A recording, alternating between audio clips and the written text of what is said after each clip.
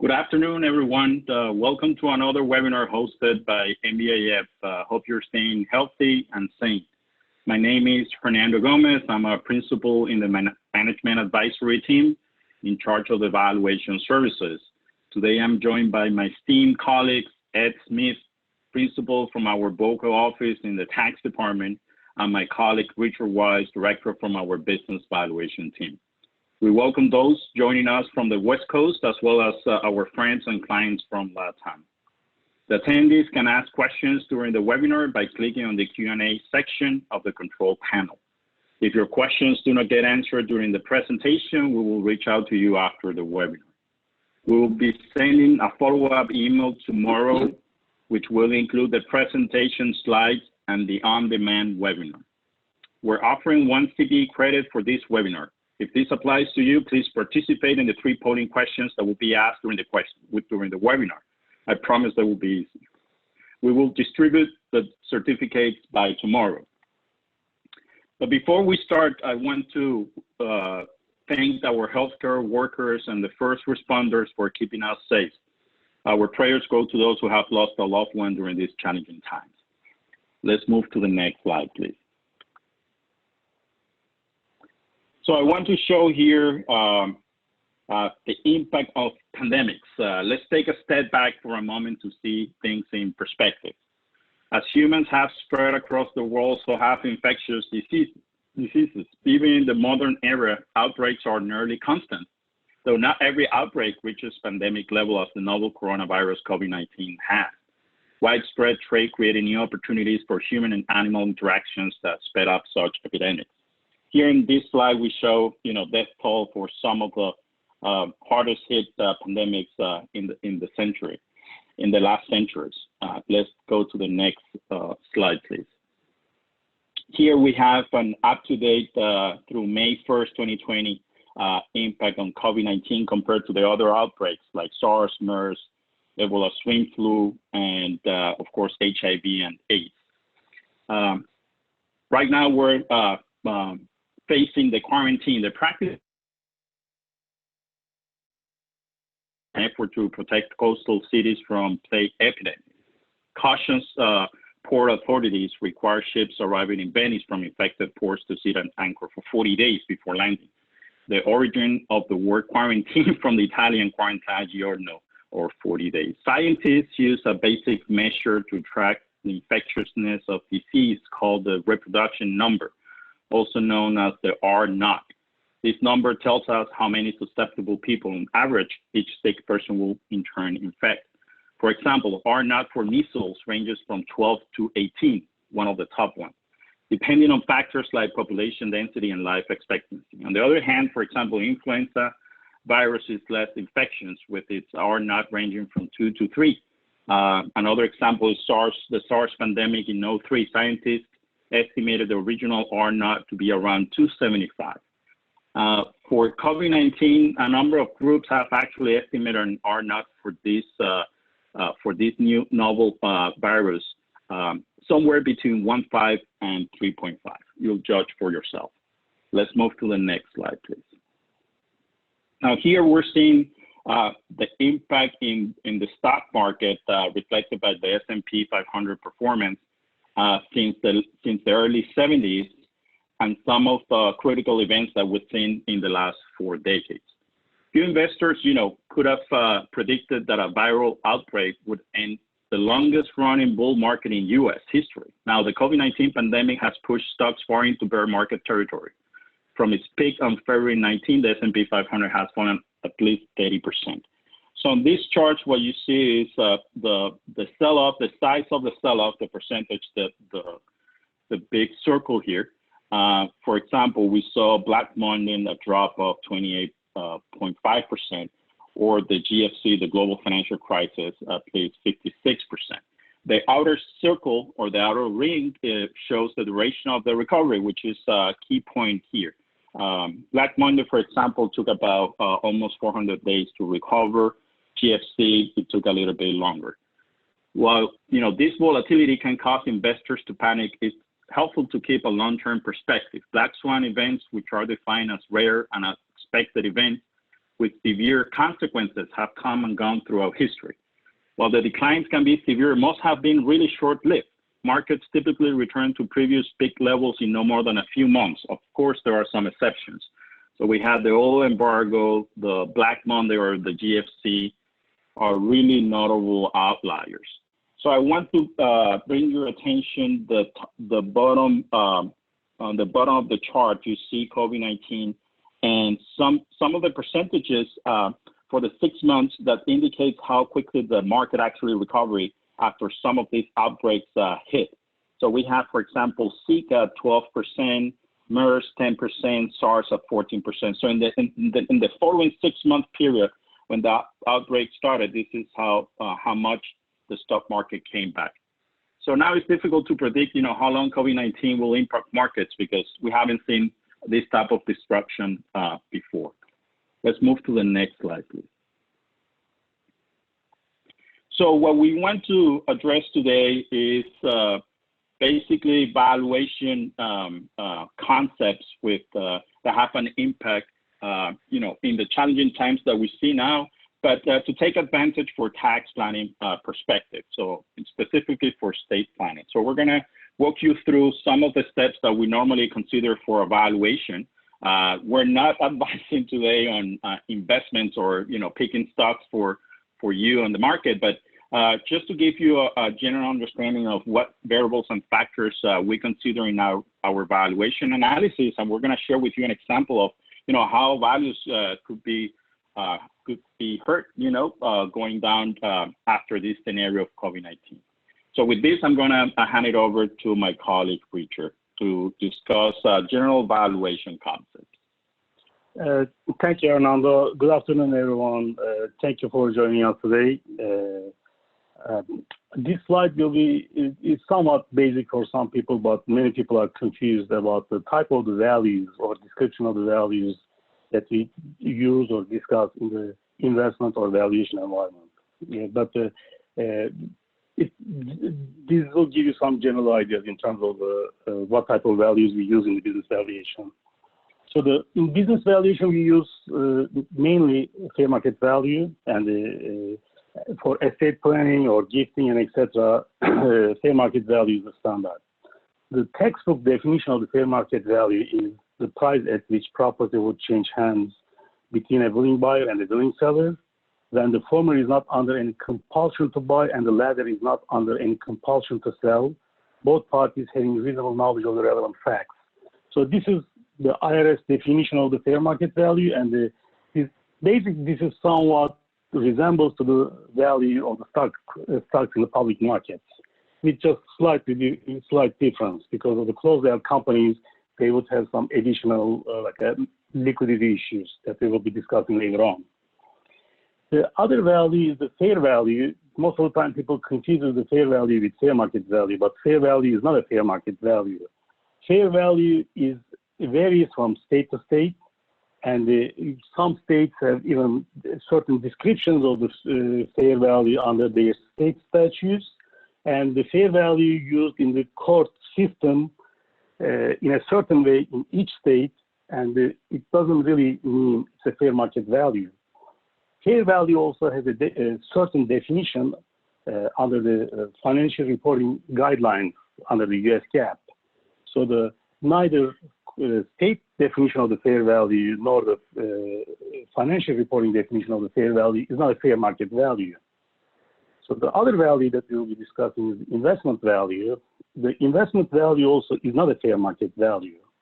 Investment value is a specific value to a specific investor, because sometimes an investor has a specific goal in mind, and so to achieve that goal, they are willing to pay a certain price for a property or an asset or a business. But that doesn't mean that that's the fair market value, because when you go to the marketplace, the willing buyers and willing sellers we just discussed under the fair market value concept, they are not willing to pay that investment value. They are willing to pay some kind of arm's length value or negotiated value. So that's the difference with the investment value. Book value also is not a fair market value. book value is based on the historical cost of the business's assets and liabilities, and is not used in the business valuation or for the estate planning purposes as well. And so because the assets are stays at the cost, like the original cost, and they are not adjusted to fair market value. Even if you adjust them to the fair market value, still the adjusted book value may not be a fair market value because you might be missing intangible assets, the value of the intangible assets in the business, such as patents or goodwill or customer relationships and so on. So, but adjusted book value could be used specifically in the asset holding company's valuation as a fair market value. We will get into that later on. So the other concept is called going concern value. The going concern value assumes that a company can generate earnings from tangible and intangible assets and will continue to operate as an income producing entity. So if the entity is an operating business and if it's generating cash flows, it's a going concern business. So however, if the business's cash flows are very weak, or if it's not generating cash flows, so it's not a going concern, then the value that we are interested in would be liquidation value. So the liquidation value can be orderly liquidation or disorderly liquidation value. Orderly liquidation value would be such as you are liquidating a business, or you are assuming that you're going to sell assets of the business and liquidate. So if you expose the assets in the marketplace in a certain reasonable time frame, in other words, if you sell the assets in a reasonable way and in a required time frame, it's an orderly liquidation. You are not selling your assets in a deep discount. However, if you are selling the assets in a deep discount, then it will be considered as a disorderly liquidation. So in the asset approach, as I just indicated, adjusted net asset value method we use for the holding companies like a securities or real estate holding company, it's more like an orderly liquidation type value. Anyway, so next slide, please.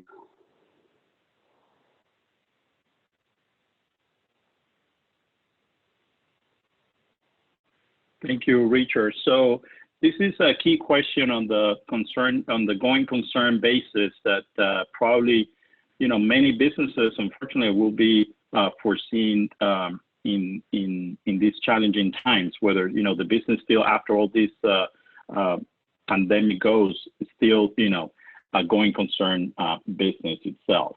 So some of the factors that we consider on a macro basis are macroeconomic conditions, industry considerations, and market considerations as well. So let's tackle the first item. Let's move to the next slide.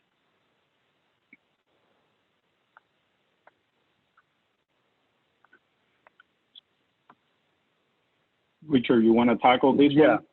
Sure, yes. Macroeconomic conditions, it's very important, obviously, given the current time, what the businesses are going through, so that it becomes even more important. So businesses don't operate in a vacuum. They operate in an economic environment. So macroeconomic forces affecting a business are monetary and fiscal policies, interest rates, employment, inflation rate, demographic changes, political changes, energy security, and natural disasters. You can keep going on. That's affecting the economy. So all of these have a direct effect on business produce and distribute their products or services. So in a bad economy, even a well-run business may not be highly profitable. If customers lose their jobs or accept jobs that can barely support them, they'll spend less on goods and services. So high interest rates on credit cards can discourage customers from spending as well. Other thing is that accessing capital is important for survival of the businesses. So if you are flush with cash, you have a lot of flexibility to grow and expand your business or endure an economic downturn. However, if the company doesn't have necessary cash reserves, limitations on accessing the capital can be an important factor for a business to survive. So the liquidity in the credit markets can directly impact the business. So this is usually driven by the macroeconomic conditions in the country. So therefore, macroeconomic conditions can have a huge impact on the businesses in certain times, like what we are going through now. Next slide, please. Thank you, Richard. So let's walk you through some of the items that we consider in the macroeconomic condition. Let's move to the next slide. So we have jobless claims. When recessions hit, it's not unusual to see millions of jobs lost. When they occur, most businesses do their best, to weather the storm. As time progresses, it gradually becomes clear that spending must be curtailed, budget cuts must be made, and workers may unfortunately be sent home.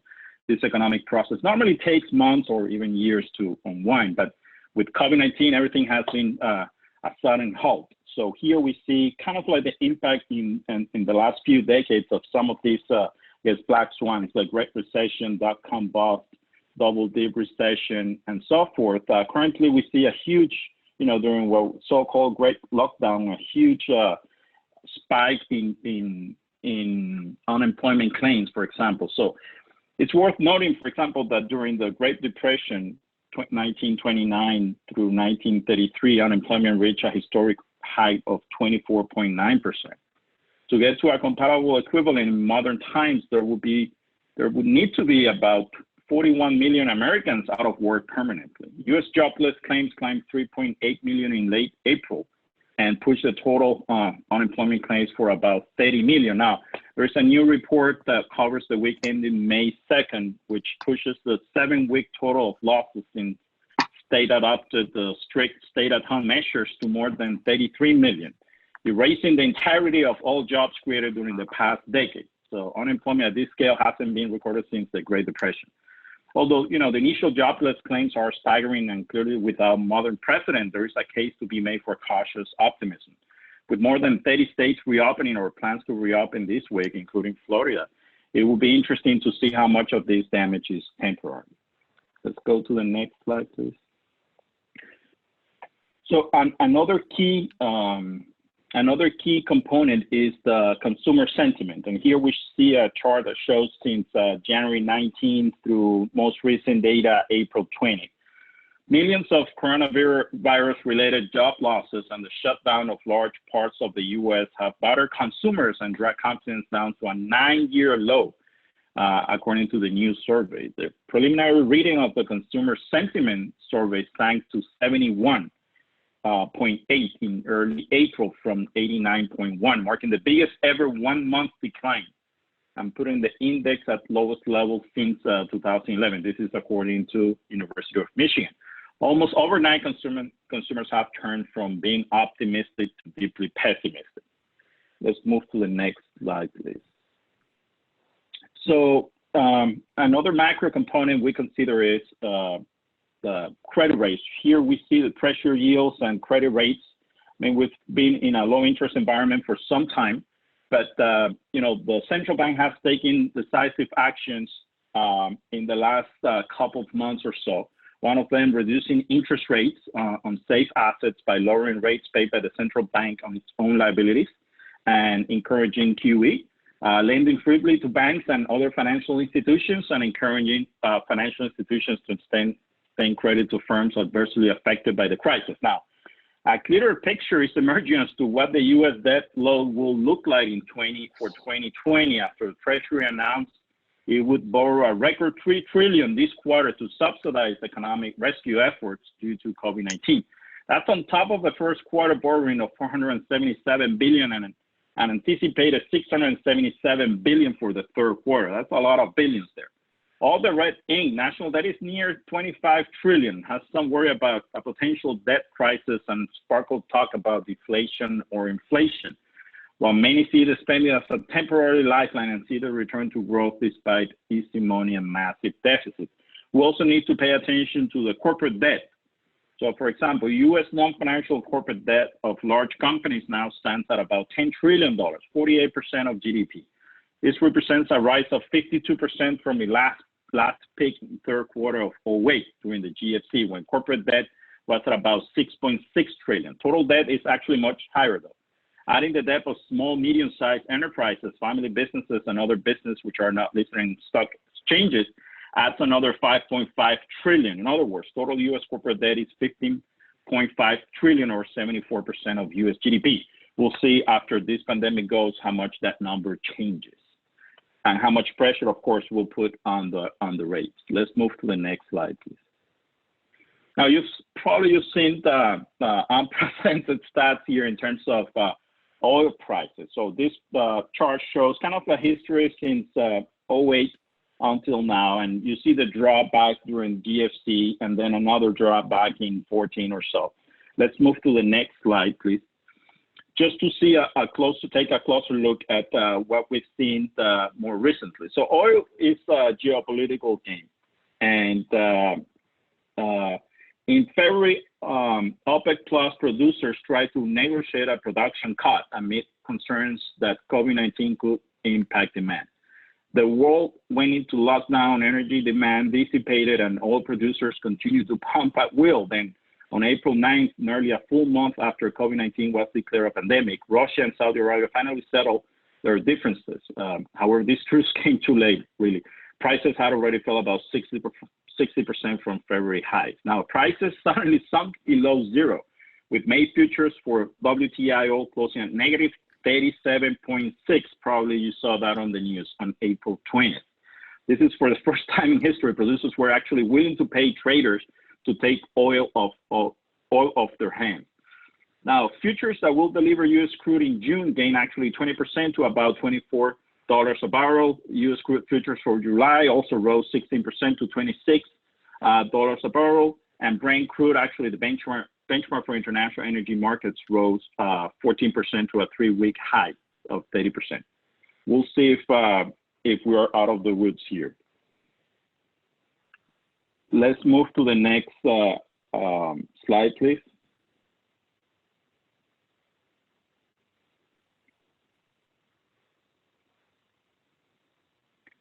So now we're going to talk about GDP, historical GDP, and the slide shows some historical years, and you've seen the drop in some of those periods as recession hit, at least 2 consecutive negative real GDP growth in those periods. Let's take a closer look at what's going on in the current time. So let's move to the next slide, please.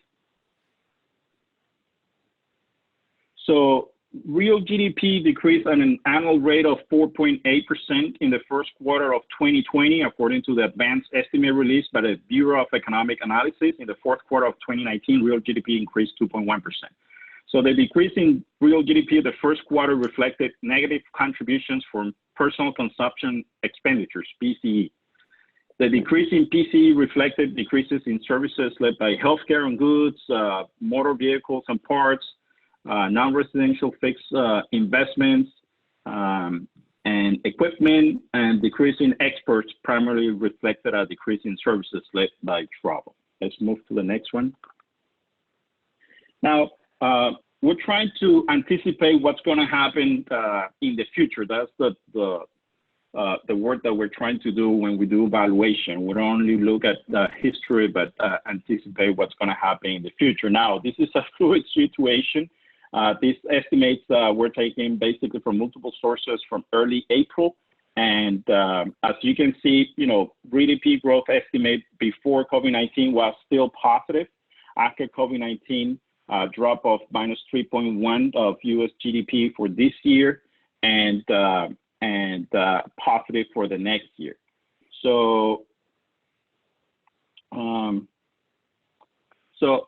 the next slide, we can see some quarterly data that again has been estimated in the last few weeks or so. But we've seen quite a bit of changes in the way we've seen the forecast being put up there. For example, the Congressional Budget Office, CBO, has developed preliminary projections of key economic variables through the end of calendar year 2020. And this is based on information about the economy that was available late April, that includes effects of an economic boost from legislation recently enacted in response to the pandemic. Now, In the second quarter of 2020, CBO actually estimates that the economy will experience a sharp contraction. They expect a decline by 12% during the second quarter, equivalent to a decline of an annual rate of 40% of that quarter. However, they estimate a bounce back in Q3, Q4 with a 23.5% and 10.5% respectively. Now, CBO claims these preliminary projections are subject to enormous uncertainty and reflect information from a number of sources, including high-frequency indicators and private sector forecasts. So we'll see exactly, probably, I guess tomorrow we'll see the latest release on unemployment rate, and probably that will change the forecast for GDP once again. Hernando, you seem to have lost the slide.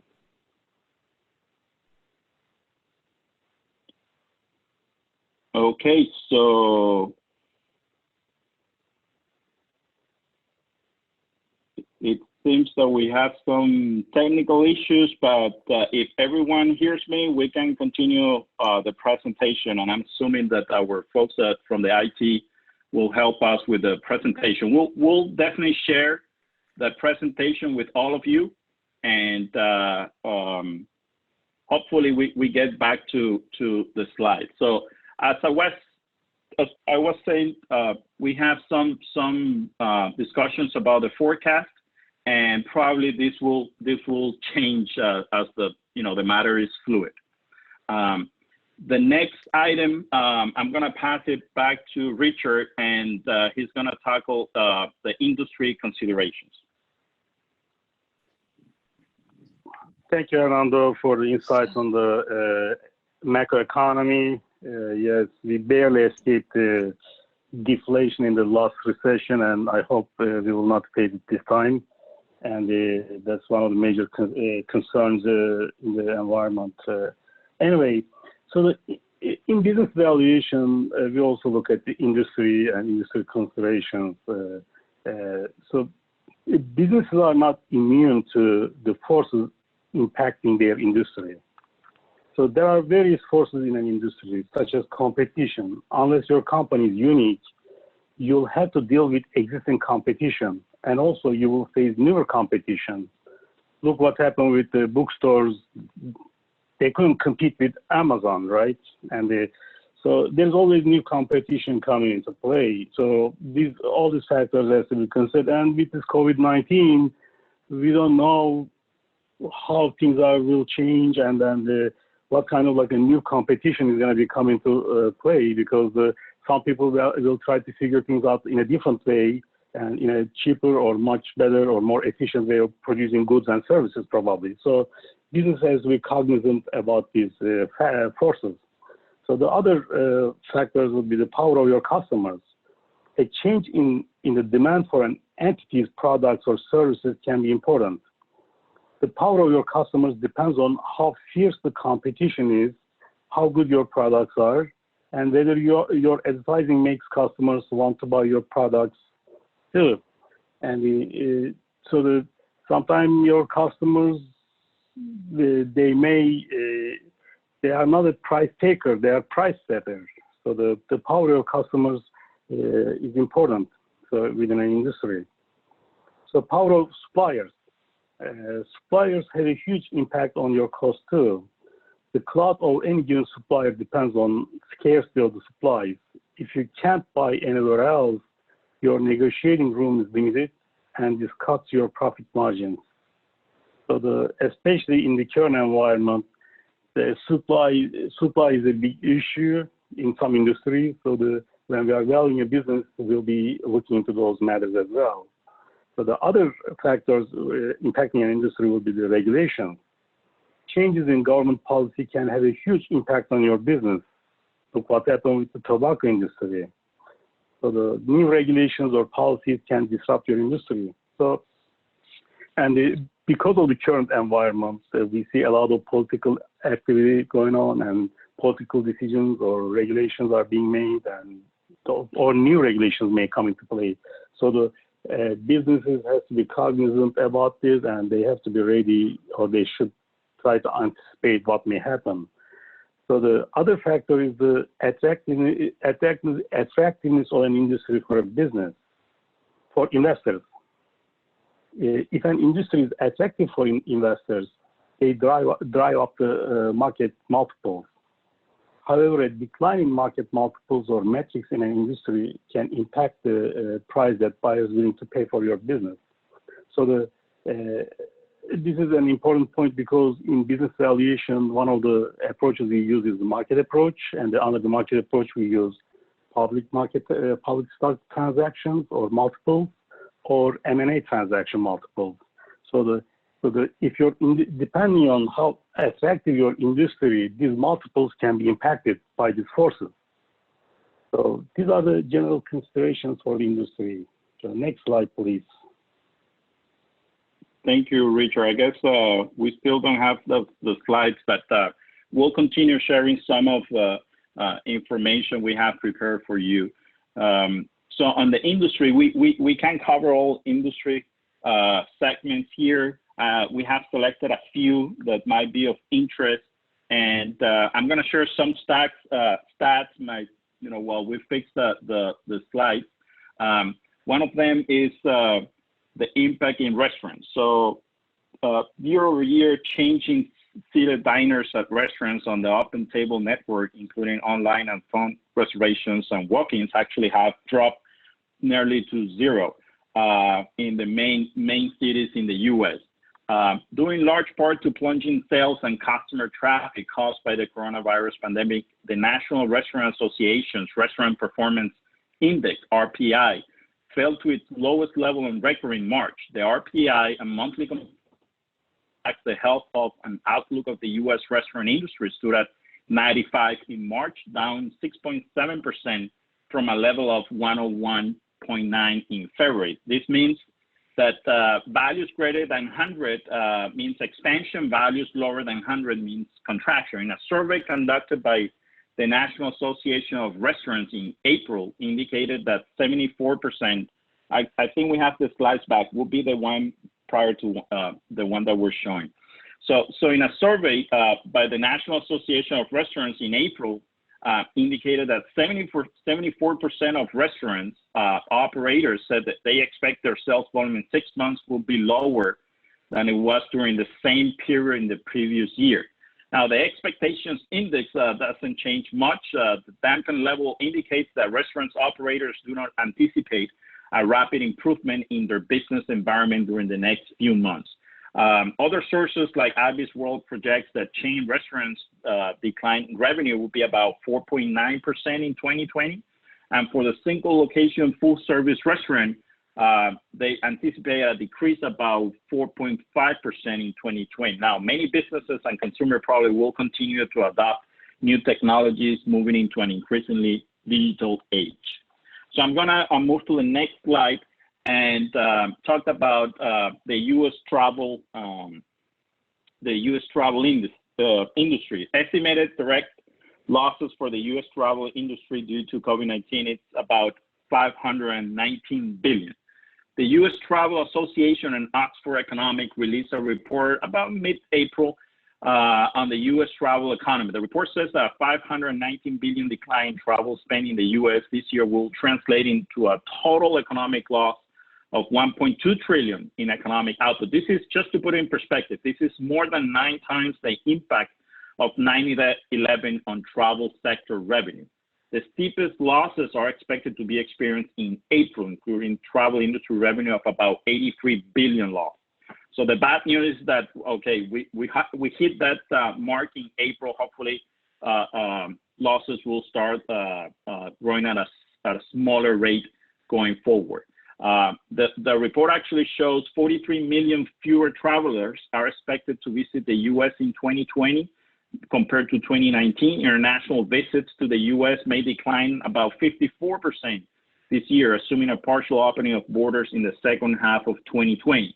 The largest impact will be coming from LATAM, 61% decline, Asia about 63%, and Europe about 68%. International market impacts of COVID-19 in 2020 alone will exceed at least 4 times the impact of 9/11, which was experienced actually in over a period of 2 years. Let's move to the next slide, please.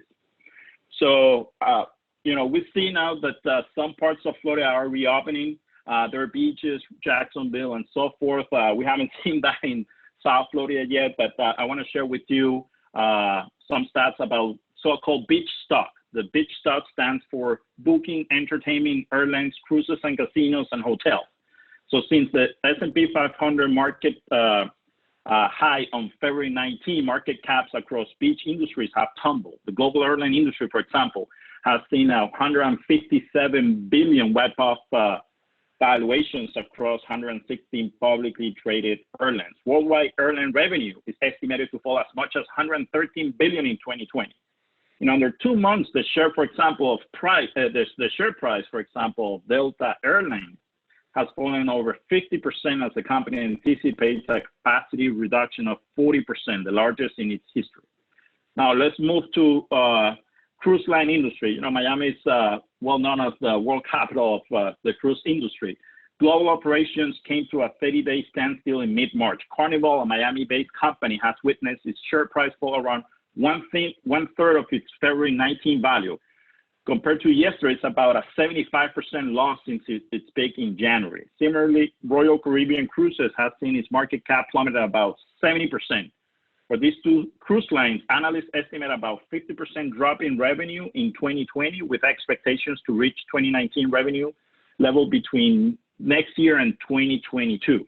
Actually, Carnival announced on Monday this week that some of its ships may begin sailing again as soon as August. The company's flagship cruise line said that 8 of its ships could begin sailing on August 1st. We'll see what happens. As for the hotel industry, which is very important for our South Florida community, it's been impacted heavily by the global outbreak. Share prices have also realized a significant slump. In the U.S., an estimated $1.4 billion in revenue is vanishing almost each week. The Bear STR Hotel Stock Index, which serves as a benchmark for the sector's overall health, has declined over 40% year to date. So the market cap weighted index is comprised of 20 of the largest market cap hotel companies publicly traded on the U.S. exchange. Let's move to the next one. Not everything is bad news.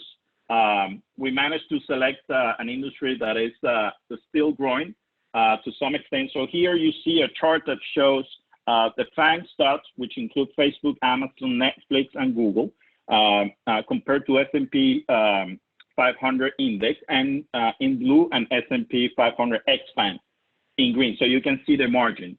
So if we look at Google as of today, from the peak on February 19, or as of yesterday rather, the share price has been down 12%. Facebook has been down 4%, but Amazon, for example, has been up 8% already from the peak on February 19, and Netflix about 12%.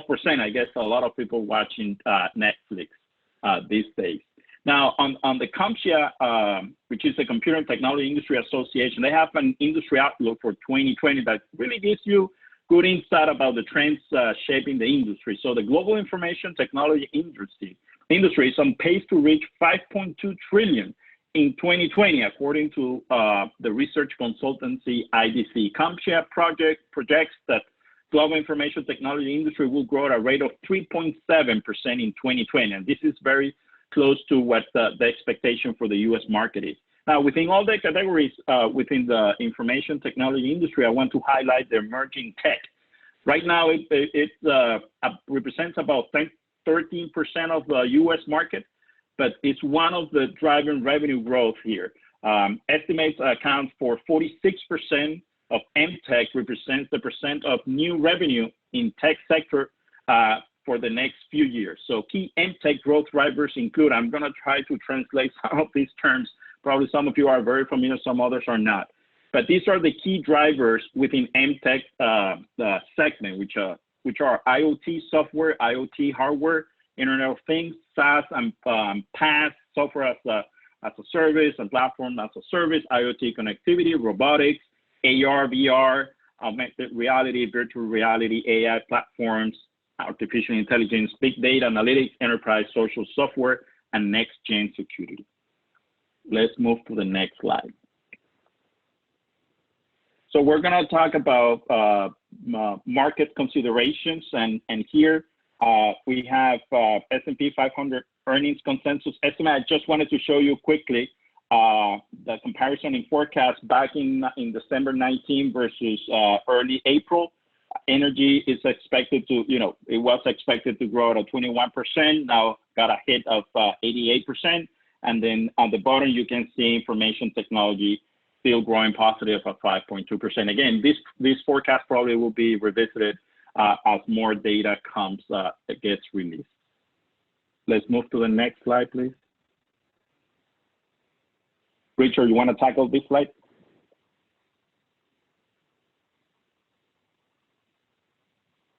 Okay.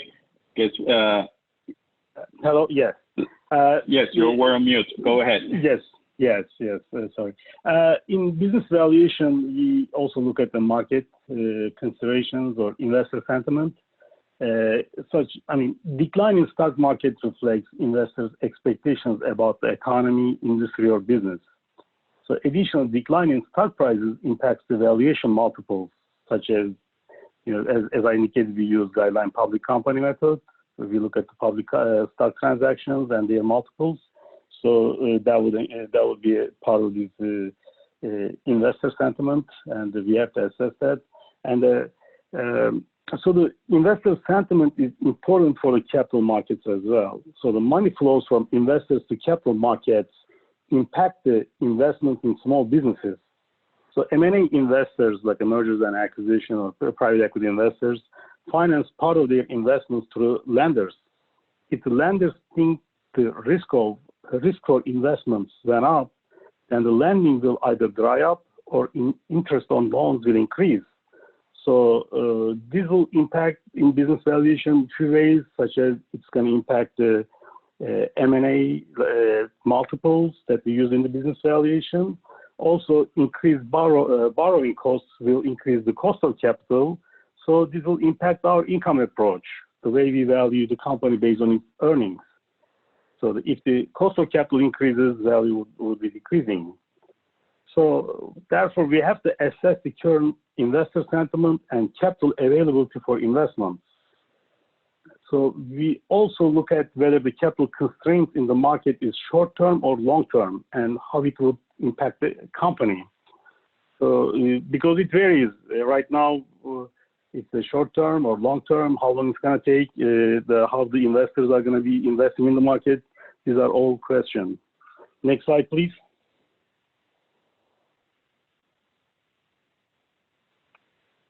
Wonderful. So we're gonna go quickly over this one, since you're very familiar probably on what the market's reaction has been. We see here big fluctuations, and I just want to point out to you on the Dow Jones that on March 24th, it was the largest percentage gain since 1933, fourth largest ever. So March 23rd actually was the lowest point from this trend, recent trend. Let's move to the next slide, please. So here we show S&P 500 index at record high on February 19, went down to March 23rd. It took about 33 days for a drop of 34%. It has bounced back as of yesterday, 44 days after. It has grown a bit close to 27%, but it's still 15 or about 16% down from the latest peak. Let's go to the next one, please. So here, VIX index, which is a financial benchmark designed to be an up-to-the-minute market estimate of the expected volatility of S&P 500 index, is calculated by using the midpoint of real-time S&P 500 index option bid-ask quotes. As you can see, we had a highest, the previous record was back in the middle of the GFC at 80.9, and we saw one recently beating that mark at 82.7 on March 26. This has basically an impact in the discounts that we take when we're doing valuation work. If you want to read more about VIX index, there is a good publication, the latest paper published by the CFA Institute. Let's move to the next slide, please. So investor sentiment, this is the panic euphoria model, is gauge of investment sentiment. It defines panic and euphoria levels, which are statistically driven by and sell signals for the broader market. Now, the survey, recent survey run by the American Association of Individual Investors shows the following direction of how the members feel the stock market will be in the next 6 months. 30% or so feel bullish. The historic average is about 38%. On the other side, 44% still feel bearish about, above the historical average, actually, of 30%. So we'll see what happens in the next 6 months. Let's go to the next slide. We're going to tackle the macro analysis. I hand it over back to Richard. Thank you, Armando. In the interest of time, I'm going to go to next couple slides pretty fast because we are getting short on the time. So we looked at the economy, industry, and market factors affecting a business. Now, with the slide, we are more like focusing on the business itself in more detail, such as cost factors affecting the business and how it's impacted by the economy and how the company is responding to these changes in their cost units, such as raw materials, in labor, and so on. So the other factor we look at is the financial performance of the business. Now, we used to, obviously, we look at the historical financial performance of the business and compare it to its peers and the industry, etc. But now things change so much, so it may not be really that relevant. So we have to still look at the history or company's own metrics and etc. But also we need to understand the current situation and evaluate the company's future performance in light of the current changes. So there's also specific issues we look at. This can vary from company to company, but one of them could be management succession plan issues. Management might be leaving or retiring, and is there any the replacement for the management to take over the operations? So these changes should be reflected in the forecast if it's happening. So the other factor we would be asking more like a key personnel issues, if there are key people to operations and if they are in place or if they left the company, how it's impacting the business. Those are the important factors. And also the litigation issues, so that this can significantly impact the company, as you know, and so we'll be inquiring about the litigation issues if it's going on with the company or if the company is going to be impacted with the COVID-19 and end up in a litigation in the future. So those have to be assessed. Next slide, please.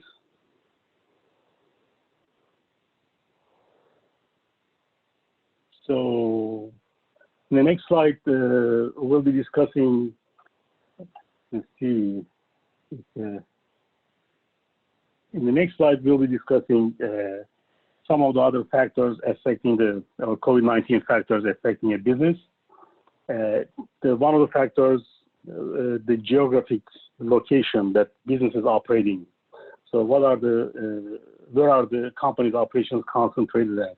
So this can be important from various purposes, various reasons, because the supply-related issues or availability of the labor or how the pandemic impacted that region, etc. So the geography can be very important now. So the other factor would be how will the business continue to deliver its products and services in the face of operational disruption? So this is an important indicator in terms of how the company is responding to the crisis. So we will see a lot of innovation in this area. So this is the core area of new normal, how the business will be conducted. So this will likely impact the business strategies even after the COVID-19 pandemic is over. So the crisis management plans will be part of every organization, and in the future, I can see that we'll be asking whether a company has a crisis management plan in place, because it seems like these pandemics are throughout history has been occurring, as Hernan indicated early on. So how long is the operational disruption expected to last? So supply chain disruptions are a big concern for businesses. So these disruptions not only impact the production, but also prices of raw materials. So businesses that are not relying on complex supply chains to deliver products will be the least exposed to disruptions. So same is true for businesses that can work remotely and effectively as well. So the other factor would be the affecting the business. Will the entity need to manage cash balances differently or modify its policies around the working capital? So CFOs are concentrating on additional ways to scale back on planned investments and probably other fixed costs due to demand volatility. So the protecting cash and liquidity positions is critically important. However, cutting the wrong costs can harm the future growth prospects of the company. So the art is balancing the cash management operations here. So what actions must the businesses take to maintain compliance with debt covenants? So if the business had a high amount of leverage or debt early on, so maintaining those debt covenants could be critical, and they may need to talk to their lender to get some breaks or restructure their debt. So these are the important issues that need to be discussed. Next slide, please.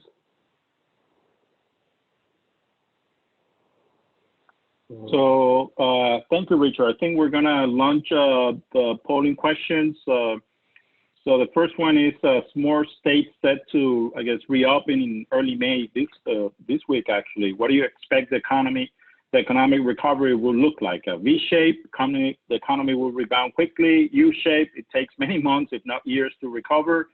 W-shape, the economy begins to recover rapidly, but then falls into a second period of decline, creating a double-dip recession. Or L-shape, growth falls and doesn't recover for years, creating the long shape of L.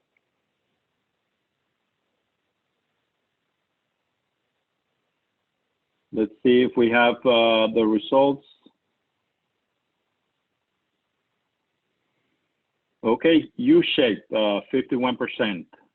Okay, wonderful. I think we're gonna run the second polling question. If we have another minute here. So the second is, what's the key factor in your business that you're most concerned under the current circumstances? Retain your current customers, deliver your product services on time, have the manpower necessary to respond to a pent-up demand, diversify your pool of suppliers, gain access to additional funding, or manage your cash flow liquidity properly. Let's give us a couple of few seconds here.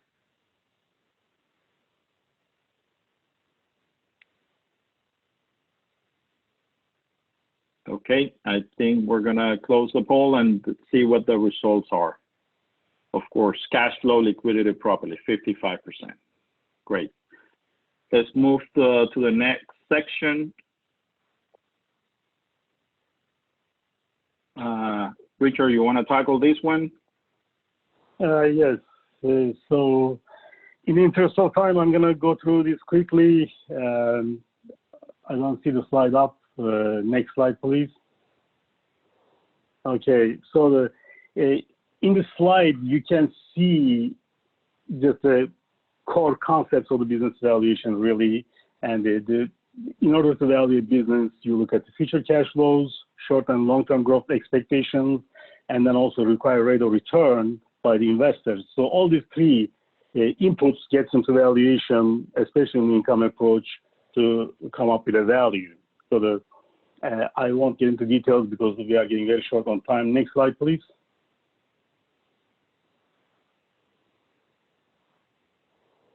So it will be basically COVID-19 impacted the businesses in many different ways. So the damage it caused still unknown and still occurring for some businesses. However, from a business valuation standpoint, forecasting is going to be very important factor here because the tool. It's a challenging, but we'll be needing different scenarios, like a different forecasting scenarios by the management to see how the future is looking for the business and assessing. Also the arguments or assumptions goes to this forecast will be key in our evaluation as well. Next slide, please. So really quick, this is just a timeline of COVID-19, relevant dates, and as Richard was saying, when we do valuation, especially for estate planning, we need to, when the date is decided, we need to account for what was known and knowable at that time. So if valuations are done as of, let's say, December 31st, 19, probably pandemic wasn't known at that time. Actually, WH declared COVID-19 as a pandemic just on March 11th. So this is important to keep in mind when we're doing where we're selecting basically the valuation date. Next.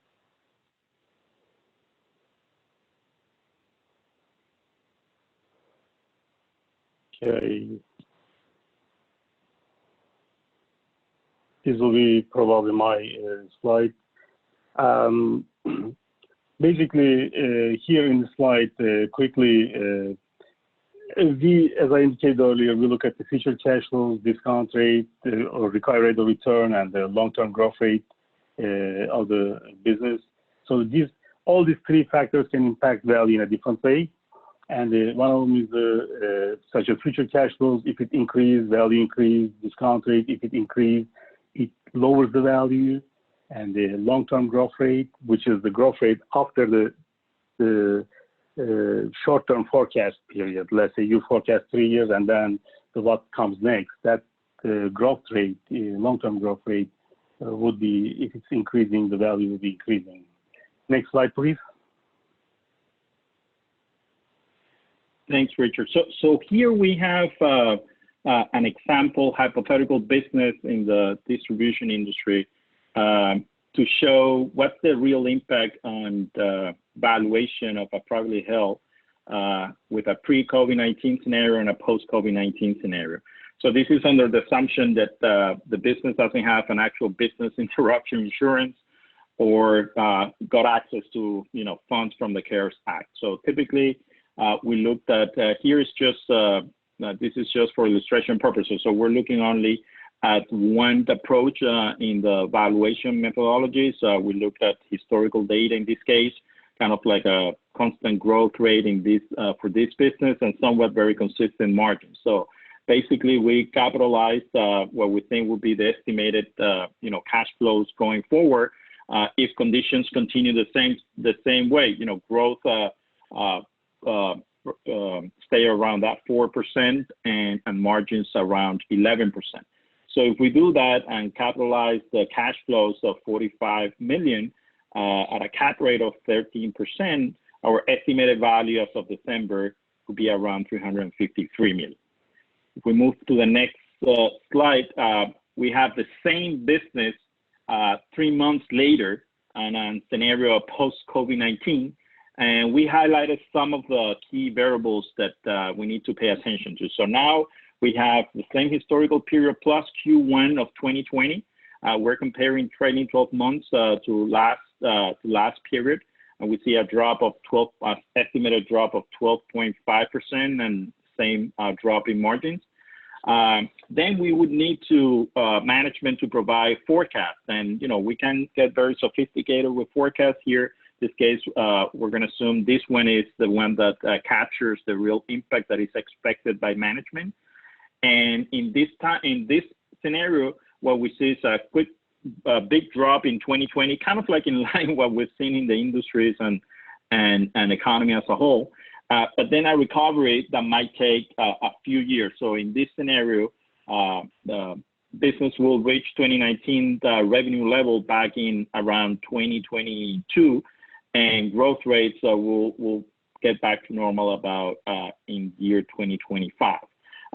So we see the growth rates, the EBT margin, which stands for earnings before taxes, and then to solve the liquidity needs for the first year, business incurring 40 million in new debt.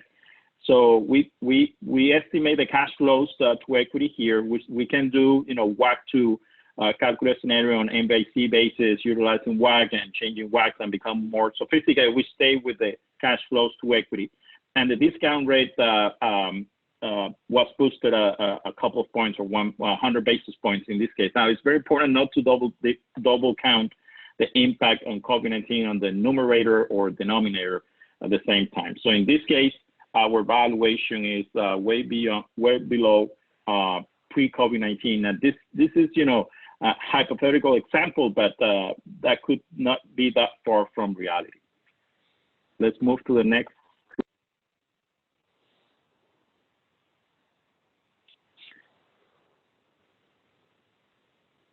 Richard, you want to tackle this one? Next slide, which is another slide, please. Next slide, please. Okay, I see it. Yeah, I mean, this is basically, this will be covered by the ad, so I don't want to spend time because we ran out of the time. So let's just move to next slide because Ed will be discussing these points anyway. So we're going to go over a few more minutes. The good news is that Ed is going to have another webinar specifically on estate planning. So we look forward to that presentation as well. Go ahead, Ed. Thanks, Fernando. We have a few different pages here, and I'm going to go through very, very quickly to just try to touch on some different issues. The first issue was related to valuation on estate. If you know somebody or have a family member that passed away that has a business already and valuation reports have been completed, revisit them and consider the alternate valuation date if it's a taxable estate. The alternate valuation date is valuing the asset 6 months after date of death rather than on date of death, but it is an across-the-board election. Every asset has to be valued, not just the one business interest. So with that, let's go to some general estate planning issues on the next slide.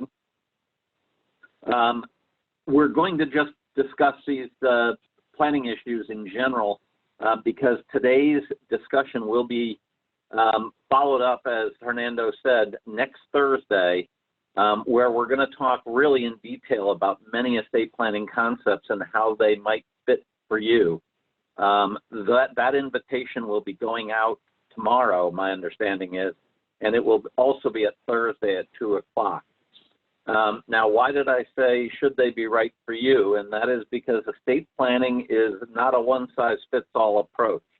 It's based on an individual set of circumstances, their income needs, their risk tolerances, goals, families, asset structures, all of that. So, some issues to consider when you're looking at estate planning is your desire to maintain control, whether your children have spendthrift issues, whether they have marriage issues you want to protect on, whether you need asset protection, whether or not the entity structure is currently viable for making the type of planning that you want to do, especially if you're going to use some more complex techniques. As Richard was going to state in the one slide, the current lifetime and gift and estate tax exemptions at an all-time high of 11.58 million. It's 23.16 for a married couple. That's up 180,000 per person from 2019. The current exemption levels will sunset effective January 1st, 2026, and it's going to revert back under the current law, the 2017 Tax Act that raised it. It's going to revert back to the pre-2018 exemption of 5 million plus indexing.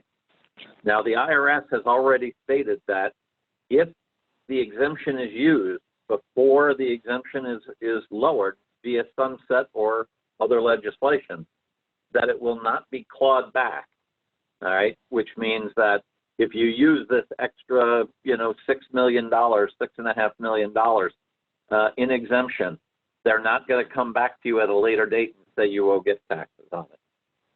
In addition, the annual exclusion amount remains at $15,000 for 2020, so that has not changed. It's just that every gift over $15,000 eats into your lifetime exemption. Next page. Now, the focus on today's presentation was really valuation and, focusing on the value of businesses. So in that regard, we were really looking at transferring interest in family partnerships or LLCs holding investment assets, or transferring assets in operating companies with new businesses or new businesses, okay? In that, you want to look at your organizing documents. You want to structure, control You might want to add in other limitations. You want to consider your succession planning as part of this process. You don't want to just give willy-nilly. You might have 3 kids you want to benefit equally, but only one that wants to run the company. You need to focus on the industries that may be hardest hit. If you have an industry that was really hard hit, today may be a good time to start looking at your planning. One of the things that was touched upon in earlier slides was potential additional discounts. Not only will the fair market value of the business be hurt by COVID-19 or may be hurt by COVID-19 issues, but you also have your lack of marketability and control discounts, block discounts if you're an executive that holds large amounts of shares. You have also use of planning vehicles that you can leverage or freeze estate assets. Right now, we have the lowest AFR rates in history for different planning techniques. So, you can really benefit. So then how do we structure these transfers? Well, generally, you're going to transfer them either by gift, either direct gifts or gifts in trust, or through one of the more complex techniques that I'm going to state in a moment and talk in more detail on next week. Or if you've already used your exemption or used most of your exemption or part of the exemption, you may want to do additional sales or a part gift, part sale transaction, either direct to children or other family members through regular installment sales, sales to trust, or sales to intentionally defective grant or trust, which can have some positive or negative income tax ramifications depending on how you look at it. Next slide. As we stated, with lower equity values, the transfers can be, you can transfer greater interest in the business. So to give a quick example, if in 2019 you had a business that was worth maybe $60 million and you wanted to transfer 30 million of that to your kids, because of the structure, assuming the structure was good and everything else, the operating business is going to get a 40% lack of marketability, lack of control discount. So that 40% on the times the 30 million gives you a gift after discount of $18 million. Okay, the charts previously on slides 41 and 40 show significant drops in fair market value. To businesses, and that one I think it was roughly a 30-some-odd% discount. Let's assume for this argument where you have a 25% discount. So now that same business is valued at 45 million. You're going to give away the same percentage, which is now roughly 22.5 million, less the discount of 40% is now 9 million. So now your gift is 13.5 million instead of 18 million, which is a savings of 4.5 million times the highest gift in the state tax rate of 40%, which saves you roughly 1.8 million. So, doing it now is really a good idea, not only because of the sunset coming forward, but also the possibility of a political change. If depending on the November election, things could happen much quicker than waiting for 2025. And we assume at some point, albeit whether it's fast or slow, the recovery is going to occur. So the changes will effectively take effect. So this might be your best opportunity over the next 3 to 5 years to get anything accomplished and make some significant tax savings. Next, please. Some quick techniques to talk about on the gifting side. If you already have trust in place, you can gift using the depressed value of assets right now to irrevocable trust, to new irrevocable trust. If you already have trust in place, consider swapping assets that have depressed value with ones that have held up in that trust.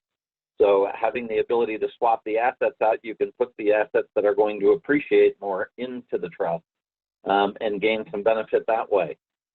Consider spousal lifetime access trust, otherwise known as SLAT. A SLAT is an irrevocable trust created for the spouse and children. It allows gifting without, quite frankly, a loss of all of the assets, because your wife then ends up getting access to those funds, which then you still get some benefit from. It is, in general, a good creditor protection, planning technique as well.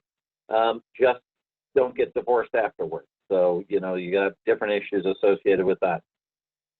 Also, consider a grant or retained annuity trust. A GRAT is really good during a low interest time frame. A GRAT is an irrevocable trust that pays an annuity to its owner for a time frame certain. And if the rate of return, which is based on today's very low interest rate, if the rate of return exceeds that IRS expected rate of return, you're basically freezing and leveraging that gift to make those discounts even greater, and the beneficiaries at the end of the trust term get the balance that's in the account. Sales, again, going into sales, if you've already funded a SLAT, consider an additional sale to the SLAT, or a sale maybe to a defective grantor trust, where you transfer the asset by sale, but you still own it for income tax purposes. Again, some positive and negative income tax benefits to it, but it allows you to transfer future growth while minimizing the gift and estate tax costs. There is also various other combinations of techniques. A reminder, again, a more detailed discussion of all of these techniques and additional techniques will be held next Thursday, where we will discuss all of the income, gift, and estate tax ramifications of each technique, as well as to whom that technique might be best suited for. Since, again, it's not a one-size-fits-all piece. Sorry for going so quick, but next slide. Another great technique in a low interest rate environment is a charitable lead trust. Allows you to leverage the assets if you're philanthropically inclined. A charitable lead trust is an irrevocable trust, irrevocable gift, which provides an annuity to the charity, effectively, again, giving you a benefit to leverage. It's usually for a period of years with the remainder going out to family. Another piece is intra-family loans. As I said, the AFR rate is at, I think, the lowest rate in history right now. For the midterm rate, for example, which is applies to 3 to 9 year loans, it's only 0.58% for this month. So if you have a entity or stock that have tumbled, you want to sell it to your children at a low rate, it's going to grow. Let them get the appreciation from it, and as long as it exceeds the 0.58 in overall growth, they're going to pay you back, and they're going to get the benefit of it. So when you do an intra-family loan, you have to document it, and you really need to pay the interest each month, and then pay the balance off at the end. But to give you an example, if you were to lend your child $1 million for 9 years at 0.58% and have them invest that money, if it yields roughly 6.5% during that time frame, over the 9 year period, that child will be left with over $500,000, at the end of the 9 year term when you've got your money back. So again, it's just a way of passing that money off. Again, a last reminder for Wednesday, May 14th, because I know I'm well over time right now. So I apologize for going so fast, but Hernando, back to you. Thank you, Ed. Thank you for that insight. I think we have one more poll here. The last one, okay, would you revisit your current estate planning arrangement or engage in a new one? Let's give the participants a few seconds here to respond, and let's see what the results are.